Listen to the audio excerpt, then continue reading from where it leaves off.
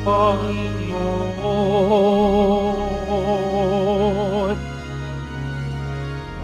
Papuri sa kaitaasan, siya'y papurihan, Diyos ng lahat. Papuri sa kaitaasan, siya'y papurihan, ngayon at magpakailanman.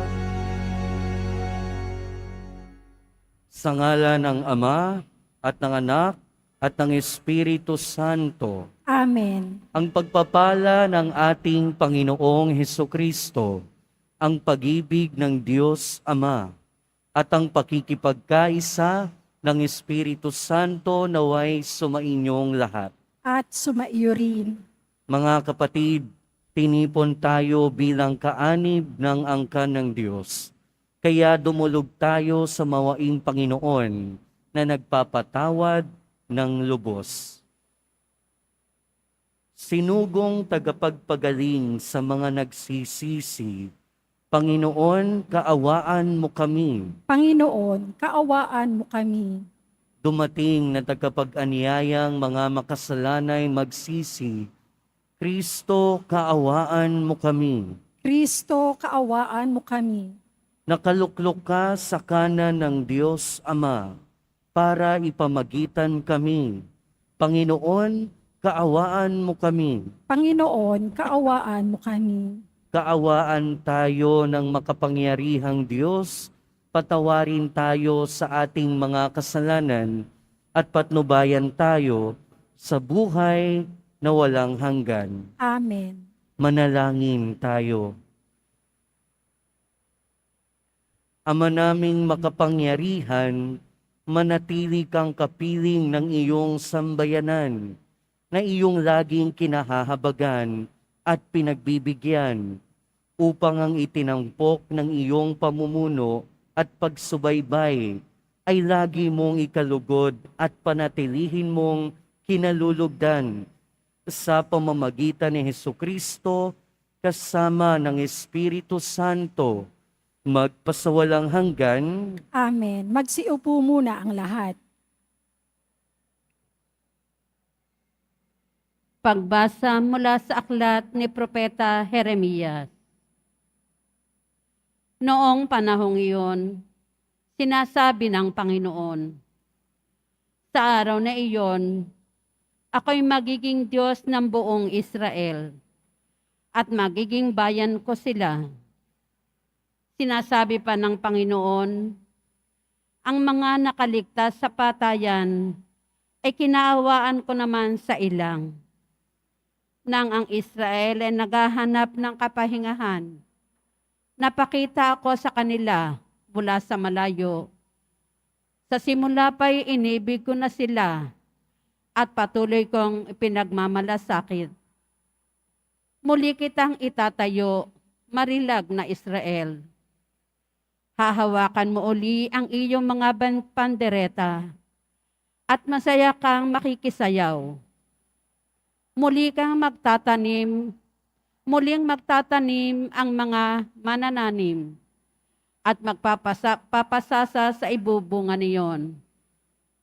Pagkat darating ang araw, nahihiyaw ang mga bantay mula sa kaburulan ng Ephraim. Hali kayo, umakyat tayo sa Sion, sa Panginoon na ating Diyos. Ang sabi ng Panginoon, umawit kayo sa kagalakan alang-alang kay Jacob. Ipagbunyi ninyo ang pinakadakilang bansa. Magpuri kayo at inyong ipahayag na iniligtas ng Panginoon ang kanyang bayan, ang mga nalabi sa Israel. Ang salita ng Diyos. Salamat sa Diyos. Pumapatnubay na Diyos ay pastol na kumukupkop. Pumapatnubay na Diyos ay pastol na kumukupkop. Mga bansa, pakinggan ninyo ang sabi ng poon at ipahayag ninyo sa malalayong lupain.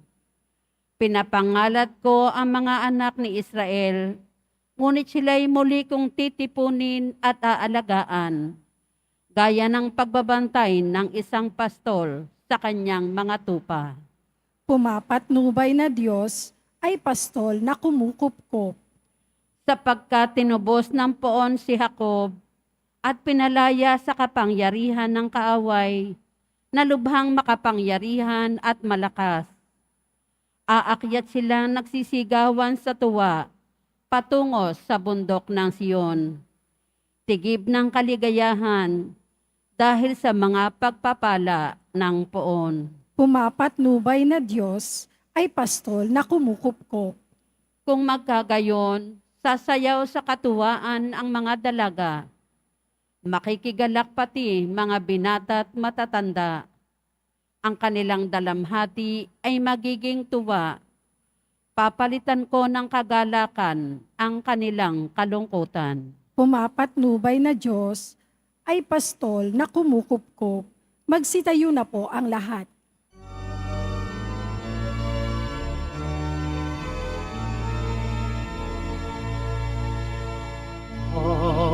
Hallelujah, hallelujah, hallelujah, hallelujah.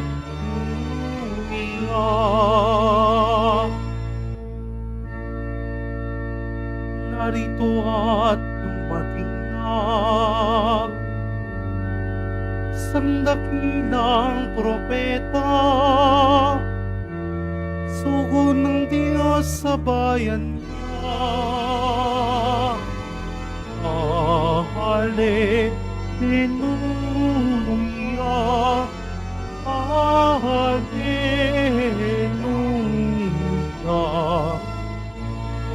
hallelujah, hallelujah.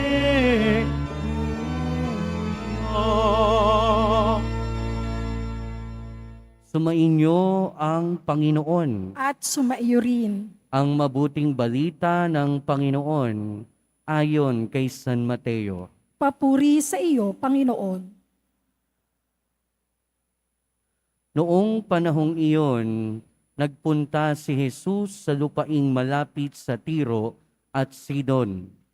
Lumapit sa kanya ang isang Kananeyang naninirahan doon at malakas na sinabi, Panginoon, anak ni David, mahabag po kayo sa akin. Ang anak kong babae ay inaalihan ng demonyo at masyadong pinahihirapan. Ngunit gatputokmay di tumugon si Jesus. At lumapit ang kanyang mga alagad at sinabi sa kanya, Pagbigyan na nga po ninyo at nang umalis. Siya'y nag-iingay at susunod-sunod sa atin. Sumagot si Jesus, Sa mga tupang naliligaw ng sambayan ng Israel lamang ako sinugo. Ngunit lumapit sa kanya ang babae, lumuhod sa harapan niya at sinabi, Tulungan po ninyo ako, Panginoon. Sumagot si Jesus, Hindi dapat kunin ang pagkain ng anak upang ihagis sa mga tuta. Tunay nga po, Panginoon, tugon ng babae. Ngunit ang mga tuta man ay nagsisikain ng mumong nalalaglag sa hapag ng kanilang Panginoon. Kaya't sinabi sa kanya ni Jesus, Napakalaki ng iyong pananalig, mangyayari ang hinihiling mo. At noon di gumaling ang kanyang anak. Ang mabuting balita ng Panginoon. Pinupuri ka namin, Panginoong Heso Kristo. Magsiupo muna ang lahat. Welcome po sa Minor Basilica and National Shrine of Jesus Nazareno at magandang umaga sa inyong lahat. Mga kapatid, siguro sa experience natin, minsan naiisip natin parang mas mapalad or parang mas blessed yung kapitbahay natin, yung kamag-anak natin, in a way na nakikita natin sila umuunlad, Sila maraming mga bagay na nakukuha, hindi nagkakasakit. In other words, minsan, para bang naiko-compare natin ang ating sarili sa ating kapwa. At may mga pagkakataon, masasabi natin na parang mas pinagpapala sila. Parang mas blessed sila kaysa sa atin. Sa mga Hudyo, ang mga Hudyo nung panahon ng ating Panginoong Jesucristo, sila yung tinuturing na mapalad kaysa sa ibang mga lahi. Dahil alam nila na sila ay pinili na bayan ng Diyos. Sila yung chosen people. Sa kanila, ginawa yung tipan ni Yahweh. At alam din yon ng mga hindi Hudyo. Kaya nga, yung mga Hudyo, hindi nakikipagsalamuha sa mga hentil, sa mga pagano, ni hindi lumalapit. At narinig natin yung konting glimpse kung paano tinatrato ng mga Hudyo ang mga hentil. Yung babae na lumapit kay Jesus ay hindi Hudyo. At ano yung sabi sa kanya ng Jesus? Hindi binibigay sa mga tuta yung pagkain ng anak. Kasi nga dahil Hudyo siya, natural lang na i-expect ng babae na hindi siya pansinin. At tinuturing nga sila na aso. Yung aso kasi that time, sila yung tinuturing na madumi at kung ano-ano yung ginagawa. Parang ganun yung trato ng mga Hudyo sa mga hindi Hudyo. At alam yon nung babae na hindi Hudyo. Pero alam nating lahat at pinapaalala sa atin ng ating ebanghelyo na ang Diyos hindi tumitingin sa kung ano ang lahi natin. Hindi tumitingin sa kung ano ang katayuan natin sa buhay. Lahat tayo pinakikinggan. Lahat tayo pinagpapala. Kaya katulad ng babae sa ating ebanghelyo, huwag din tayong mahiyang lumapit sa Diyos. Huwag din tayong magdalawang isip na lumapit sa Kanya at humingi ng awa. Minsan kasi sa katayuan natin sa buhay, parang may mga pagkakataon na nahihiya tayong magdasal sa Diyos. Marami akong naririnig na kwento, na sinishare sa akin na may mga tao na kapag ka nakakaranas ng maraming pagsubok at kamalasan, sinisisi yung sarili dahil makasalanan sila. Sinisisi yung sarili na dahil sa kasalanan nila, hindi daw sila pinagpapala. Pero ang totoo niyan, kahit ano pa yung katayuan natin sa buhay, hindi naman tinitignan ng Diyos. Katulad ng hindi tinignan ng ating Panginoon kung Hudyo ba o hindi yung lumapit sa Kanya. Kahit sino pa tayo, kahit ano pa tayo, hindi ito tinitignan ng Diyos. Kaya nga, sana maging inspirasyon yung babae sa ating ebanghelyo. Kung meron tayong pangangailangan sa Diyos, lumapit tayo, huwag tayong mahiya. Kung meron tayong panalangin, lumapit tayo, humingi tayo ng awa.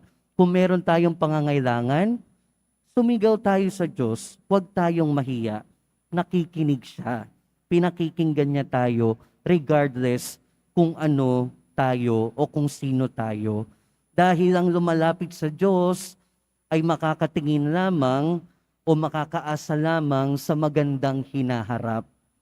'Di ba? Sa Diyos, kung tayo umaasa sa Diyos, wala tayong ibang aasahan sa hinaharap kundi ang mabuting bagay. Kaya nga sa unang pagbasa, ito yung narinig natin. Punong-puno ng pag-asa sa unang pagbasa, punong-puno ng kasaganaan. Dahil ito, ang pagbasang ito ay tungkol sa bayan ng Diyos na umaasa sa Kanya. Ganon din naman sa atin. Sa ating paglapit sa Diyos, sana puno tayo ng pag-asa.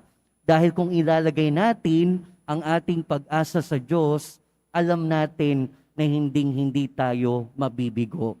Pero kasama ng ating pananampalataya at pag-asa sa Diyos ay sana meron ding pasensya. Sana meron ding pasensya. Sa ating ebanghelyo narinig natin, nung una parang hindi pinapansin yung babae, parang pinagtatabuyan pa nga parang ayaw na ayaw ni Kristo doon sa babaeng lumapit. Meron pa nga isang alagad na lumapit na lang na pagbigyan nyo na lang para umalis na. 'Di ba? Parang minsan, ganito din yung karanasan natin kapag tayo nananalangin sa Diyos.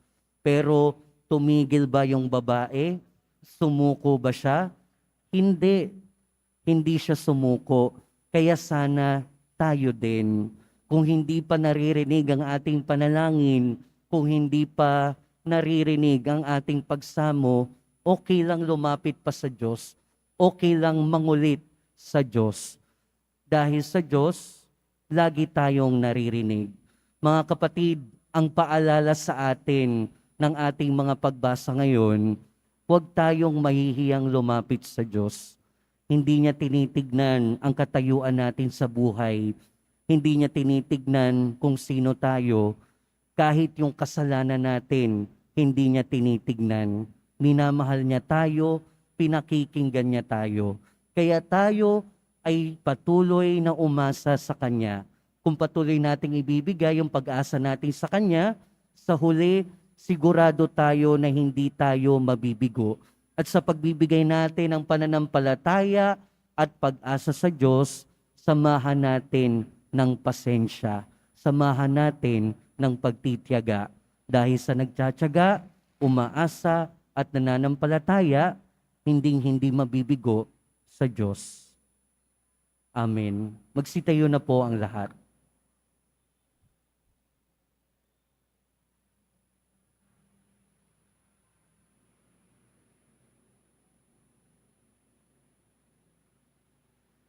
Minamahal kong mga kapatid, binuwag ni Hesukristo ang pader na naghihiwalay sa mga Hudyo at mga Hentil.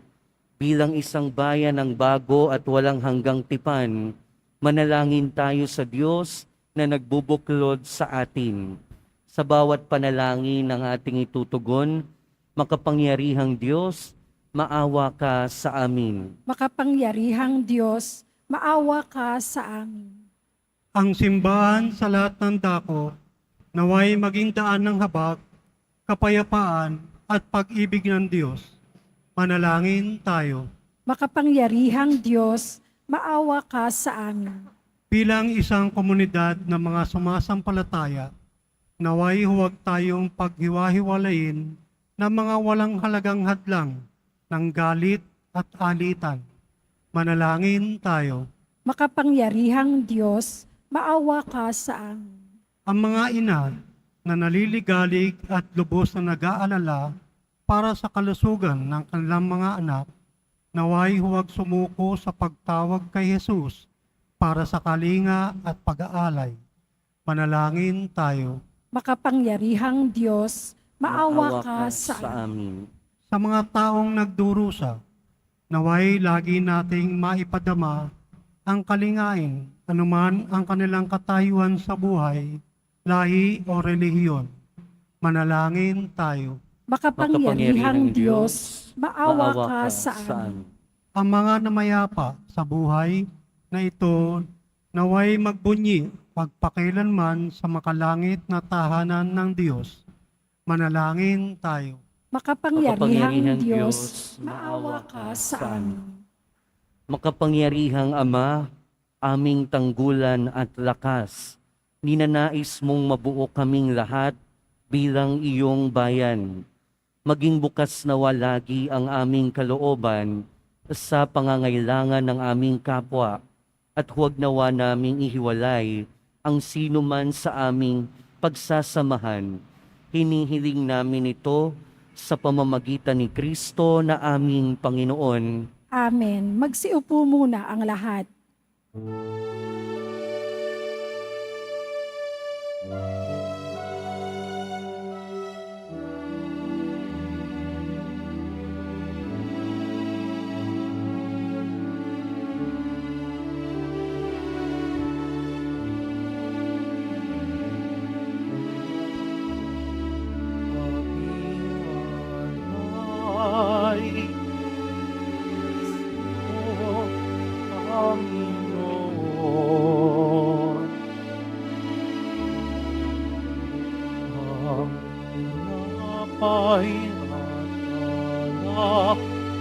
iyong kaloob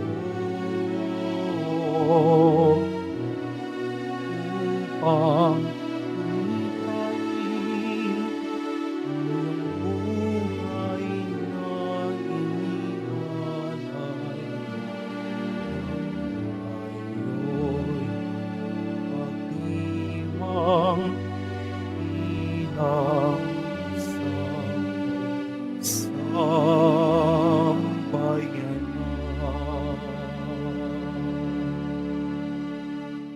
Magsitayo na po ang lahat. Manalangin kayo mga kapatid upang ang paghahain natin ay kalugdan ng Diyos amang makapangyarihan. Tanggapin nawa ng Panginoon itong paghahain sa iyong mga kamay sa kapurihan niya at karangalan sa ating kapakinabangan at sa buong sambayanan niyang banal.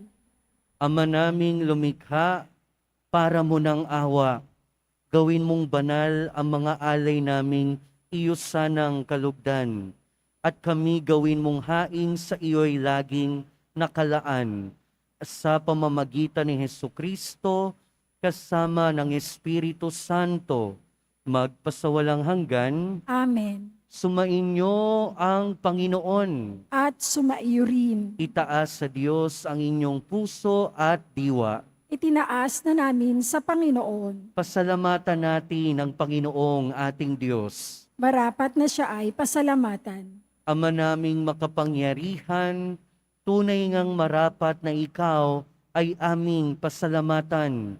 Pinagbibigyan mong ito'y aming maihayag, kahit na ito'y walang anumang maidaragdag, sa kadakilaang sa iyo ay likas. Sa pagpupuri namin ang nakikinabang, ay kami ring iyong pinakikiharapan sa pamamagitan ng iyong anak na minamahal.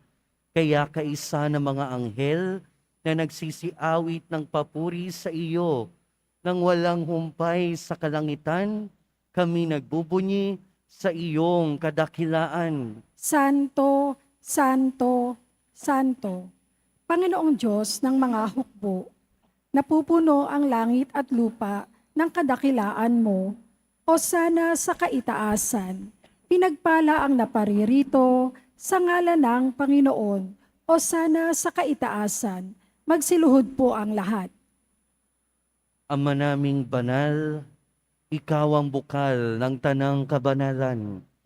Kaya't sa pamamagitan ng iyong Espiritu, gawin mong banal ang kaloob na ito, upang para sa amin maging katawan at dugo ng aming Panginoong Hesukristo.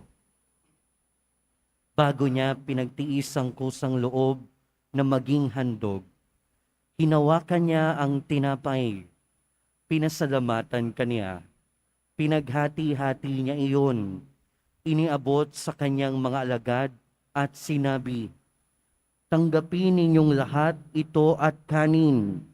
Ito ang aking katawan na ihahandog para sa inyo."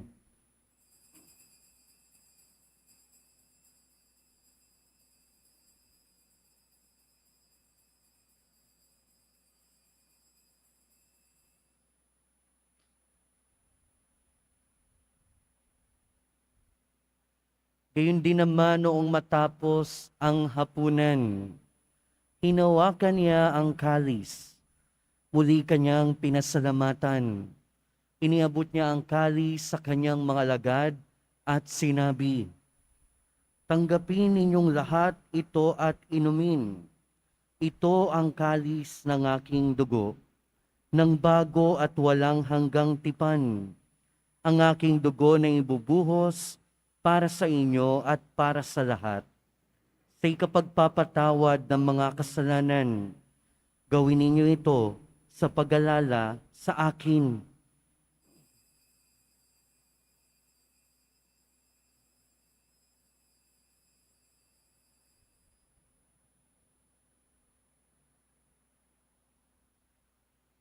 Magsitayo na po ang lahat.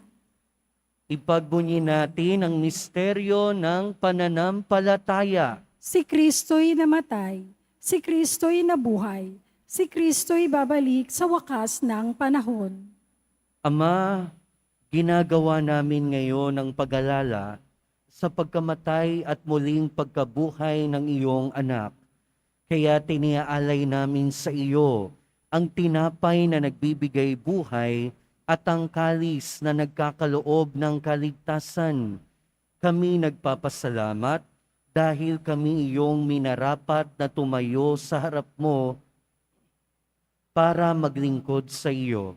Isinasamo namin kaming magsasalo-salo sa katawan at dugo ni Kristo ay mabuklod sa pagkakaisa sa pamamagitan ng Espiritu Santo. Ama, lingapin mo ang iyong simbahang laganap sa buong daigdig.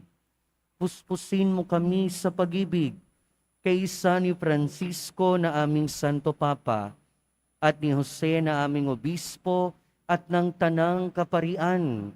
Alalahanin mo rin ang mga kapatid naming nahimlay nang may pag-asang sila'y muling mabubuhay, gayon din ang lahat ng mga pumanaw. Kaawaan mo sila at patuloyin sa iyong kaliwanagan. Kaawaan mo at pagindapating kaming lahat na makasalo sa iyong buhay na walang wakas. Kaysa ng mahal na Birheng Maria na Ina ng Diyos, ng kabiyak ng puso niya si San Jose, kaysa ng mga apostol, ni San Juan Bautista at ng lahat ng mga banal na namuhay dito sa daigdig ng kalugod-lugod sa iyo, may pagdiwang nawa namin ang pagpupuri sa ikararangal mo sa pamamagitan ng iyong anak na aming Panginoong Hesukristo. Sa pamamagitan ni Kristo, kasama niya at sa Kanya, ang lahat ng parangal at papuri ay sa iyo, Diyos amang makapangyarihan, kasama ng Espiritu Santo, magpasawalang hanggan. Amen. Sa tagubili ng mga nakagagaling na utos at turo ni Jesus na Panginoon natin at Diyos, ipahayag natin ng lakas loob. Ama naming Sumasalangit ka, sambahin ang ngalan mo, mapasa amin ang kaharian mo. Sundin ang loob mo dito sa lupa para lang sa langit. Bigyan mo kami ngayon ng aming kakanin sa araw-araw at patawarin mo kami sa aming mga sala para nang pagpapatawad namin sa nagkakasala sa amin. At huwag mo kaming ipahintulot sa tukso at iadya mo kami sa lahat ng masama. hinihiling namin kami adya sa lahat ng masama, pagkalooban ng kapayapaan araw-araw, iligtas sa kasalanan at ilayo sa lahat ng kapahamakan. Samantalang aming pinananabikan ang dakilang araw ng pagpapahayag ng tagapagligtas naming si Hesukristo. Sapagkat iyo ang kaharian at ang kapangyarihan at ang kapurihan, magpakailanman. Amen. Panginoong Hesukristo, sinabi mo sa iyong mga apostol, kapayapaan ang iniiwan ko sa inyo, ang aking kapayapaan ang ibinibigay ko sa inyo. Tunghayan mo ang aming pananampalataya at huwag ang aming pagkakasala. Pagkalooban mo kami ng kapayapaan at pagkakaisa ayon sa iyong kalooban, kasama ng Espiritu Santo, magpasawalang hanggan. Amen. Ang kapayapaan ng Panginoon ay laging sumainyo. At sumaiyo rin. Magbigayan kayo ng kapayapaan sa isa't isa. Peace be with you po.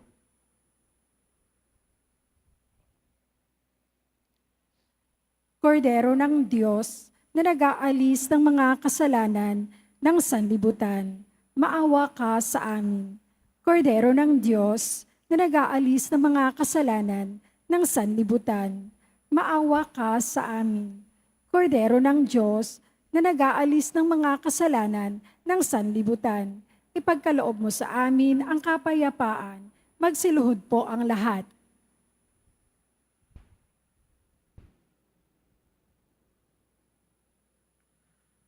Ito ang kordero ng Diyos. Ito ang nag-aalis ng kasalanan ng sanlibutan. Mapalad ang mga inaanyayahan sa kanyang piging. Panginoon, hindi ako karapat-dapat na magpatuloy sa iyo, ngunit sa isang salita mo lamang ay gagaling na ako.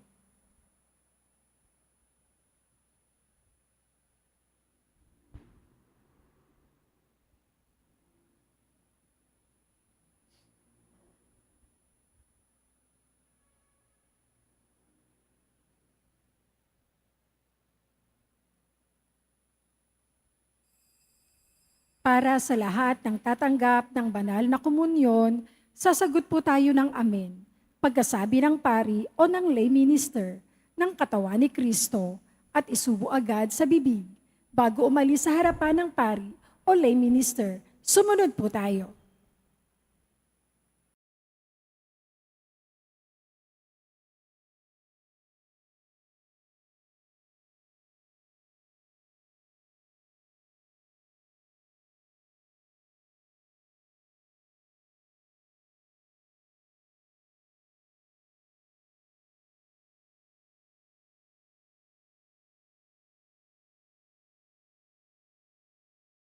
Sitayo na po ang lahat. Manalangin tayo. Ama naming mapagmahal, kaming pinapagsalo mo sa banal na pakikinabang ay iyong tuwangan sa ginagawa namin sa araw-araw upang kami hindi mo pinagkakaitan ng pagsubaybay ay gawin mong maging marapat sa lubos na kaligtasan sa pamamagitan ni Jesucristo kasama ng Espiritu Santo magpasawalang hanggan. Amen. Sumainyo ang Panginoon. At sumaiyo rin. Mahal na poong Jesus Nazareno, inihayag mo sa pamamagitan ng krus ang walang maliw na pag-ibig ng Diyos sa sangkatauhan. Pakinggan mo ang kahilingan ng iyong angkan na nagsusumamo sa iyo. Makamtanawa nila ang iyong katugunan at tanggapin ang kasagutan na may utang na loob na tinatanaw. Basbasan din po ninyo ang daladala nilang imahen at dasalan. Sa pamamagitan ng bendisyon ng ito, naway maalala nila ang mga pangako nila noon sa binyag, na ikaw ang kanilang ibigin at paglilingkuran bilang Panginoon, magpasawalang hanggan. Amen. At pagpalain kayo ng makapangyarihan at mapagmahal na Diyos, ng Ama at ng Anak at ng Espiritu Santo. Amen. Humayo kayong taglayang kapayapaan ng poong Jesus Nazareno. Salamat sa Diyos.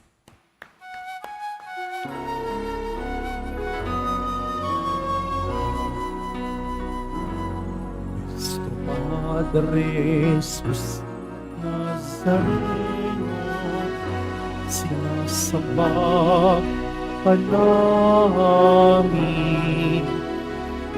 Inihinto ka namin, aral mo ang aming buhay at kaligtasan. Sa Padre Jesus Nazareno, tas mo kami sa kasalanan. Ang krus mong pinamatayan ay sagisag ng aming kaligtasan. Nuestro Padre Jesus Nazareno, dinarahan ang amin. Nuestro Padre Jesus Nazareno, inuwagatan ang amin. Nuestro Padre Jesus Nazareno, dinarahan ang amin. nuestro Padre Jesús Nazareno, wala